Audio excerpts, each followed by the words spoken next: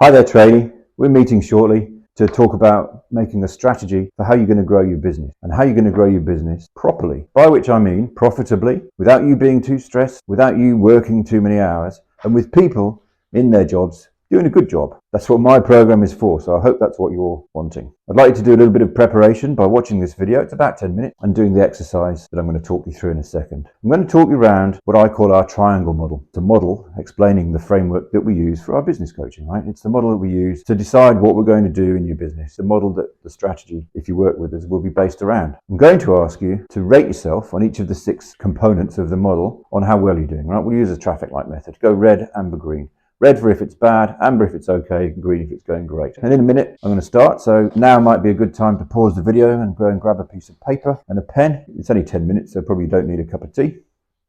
Okay, and I'll get started. Here we are with our triangle.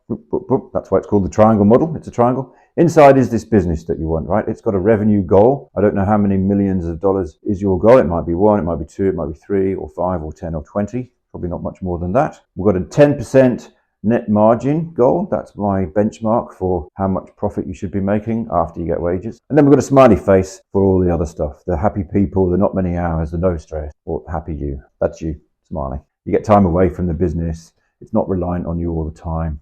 All those things. So the first things we need to do, we need to get work in. We need to get the work done. And on the bottom here, we need to look after the people. It's a very simple model. Did I say that? You're a people business, right? You're a trade business. You're going to grow by having more people out there in the world, in people's homes or businesses or on building sites, doing work, right? So you're going to have to look after them. And if you don't look after them, you'll be disappointed in the performance you get. So people are very important to you. So let's start with getting the work in. I always like to start there. First thing you've got to do, of course, is to find it. You've got to find the work. And what we'll have you do is we'll get you to build a marketing machine that finds the work. And there's different ways you can find work, right? You can have it through word of mouth. You can find it through advertising. You can find it through relationship marketing. There are a number of marketing building blocks we use, and which ones are right for your business will depend on what kind of business you are, what kind of trade business you are. So I'll call it a marketing machine. I want you to understand that in a couple of senses too, you know.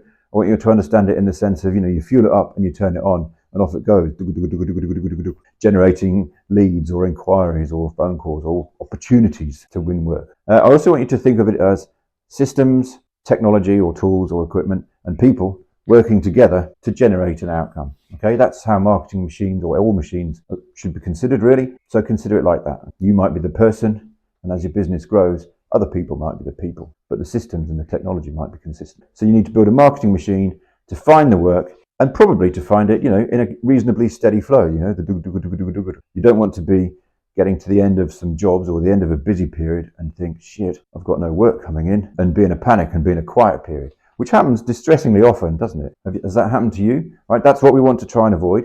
We want to have this steady flow and the going on all the time, not this kind of periods of being, you know, of feast and famine, we call it, you know, when you're busy and then you're not busy and you go running out to find work. Okay, so that's why we build a marketing machine. Once we've found the work, you need to win it, don't you? We build a sales machine to win it, and the sales machine, you know, operates in the same way, right? It's consistent. It takes people through a consistent sales process, so your customers get a consistent experience every time they come, or your different people get a different experience, a same experience, when they come to your business, right? We're talking about being professional and disciplined about sales. We're talking about not just doing a quote and sending it over, but taking people through a proper sales process that includes the price, of course, but that also includes building relationships and making them understand and appreciate why your apples are better than somebody else's apples, the value that you bring to this opportunity, okay? Your job as a salesperson, or your people's job, is to sell jobs, but at decent margins. The margins are very important here. Once you've won the work, your sales machine has created a flow of jobs that you need to do. So you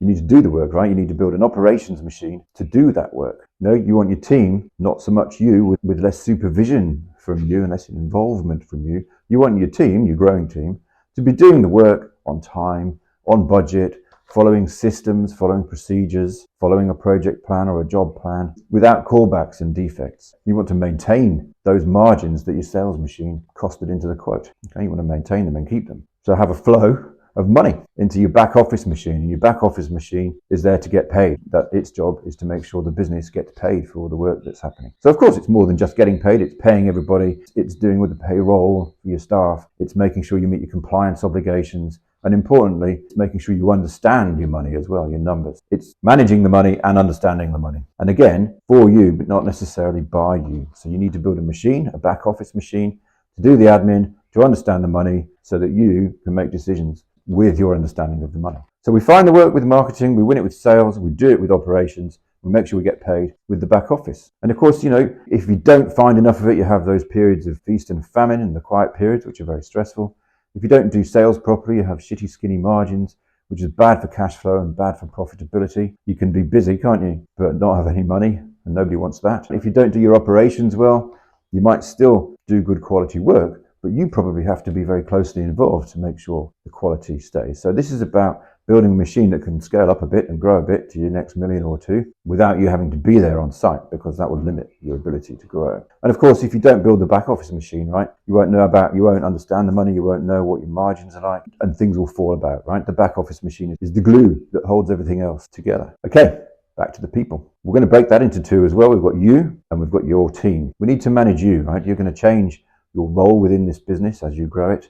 You're going to shift your focus from being in the guts of things to building these machines and to looking after your people.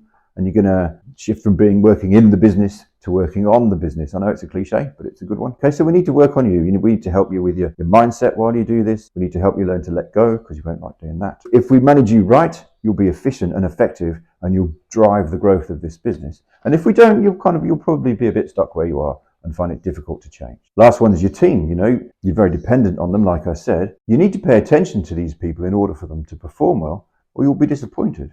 Okay, you need to hire good ones in the first place, because if you hire duffers, which we've all done, that's disappointing and costly and takes time. So you need to hire well. You need to lead them well, so they want to help you succeed. You need to manage them well, so they know what to do and whether they're doing it right. And you need to set a great culture so that they stay. Otherwise, you end up with high staff turnover, and that is costly and frustrating as well, isn't it? So let's do it, right? Go and rate yourself on each of these. How's your marketing machine, right? Is it generating you a good flow of good quality, the right kinds of leads for your business, right? It's no use if it's bringing you shitty leads and you're doing lots of quotes and not winning them. So if it's generating you a steady stream of enough and good enough quality leads for you to grow your business to that next level, give yourself a green. Otherwise, rate yourself as amber or even red, right? If business is hard to come by or it dries up suddenly sometimes, give yourself a red. For the sales machine, if you're really good and get high margins, and if your margins for a builder are above 20% and for another trade above 30%, then your sales machine's doing pretty well. You can give yourself a green. If it's consistent, if it's systematic, if it's documented, if you follow a process, and if your customers come out through your sales process confident about what kind of experience they're going to get and confident and understanding how you guys compare to another company, your competitors, then you've done a good job. Give yourself a green. Otherwise, rate yourself down. For the operations machine, give yourself a green if your team are happily out there doing the work on time and on budget without needing too much supervision from you. And if you win more jobs, you could gear them up by adding more tradies, right? If you've got systems and training in place and all that kind of stuff. And give yourself a lower mark, or a red or an amber or a red, if it takes a lot of input from you for things to go well.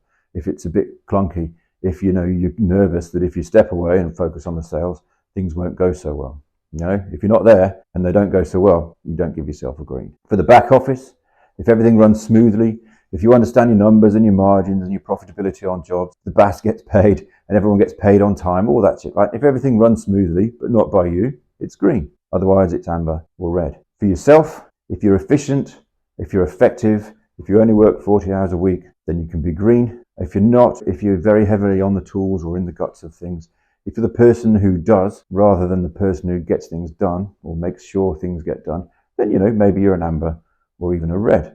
And for your team, right? Are they engaged and happy at work? Do they want this business to succeed?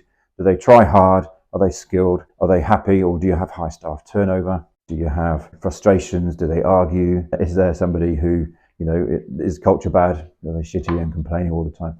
Again, red, amber, and green. And look, I hope that helps. I hope I haven't just made you too miserable and given yourself too many reds.